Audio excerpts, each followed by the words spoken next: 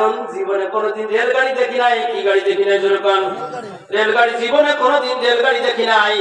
আল্লাহর বান্দা রেলগাড়ি জীবনে কোনোদিন দেখি নাই। আল্লাহু আকবার, আল্লাহু আকবার। একজন কয় রেলগাড়ি কিরাম?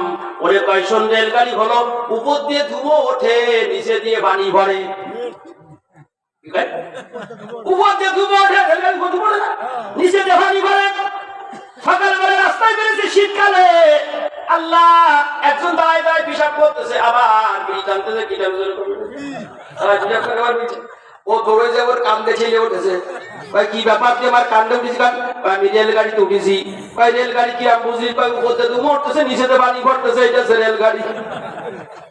ঠিক আছে, ও জীবনে করে দেখি না রেলগাড়ি দাঁড়ায় পিশাব করে। মুসলমানের রাস্তা করতে পারে পিশাব করতে, আর করবে কি করে? যে পায়জামা ভরাছে সুপারি গাছের মতো আটকানো, ও তো ভাইয়ে ভাইয়ের কাছে বসার কোন লাইন নেই। কথা কয় না? ঠিক কিনা? ধরে বলো। আল্লাহ রাসূল বলে সুন্নাত হলো যে ব্যক্তি টাকনুই সেই কাপড় করবে, সে সোজা কোন জায়গায় চলে যাবে? বলেন, জাহান্নামে চলে যাবে। প্রত্যেকটা কাজে রাসূলের সুন্নাত দরকার। রাসূলের সুন্নাত যদি আমরা মানতে পারি, এদিকে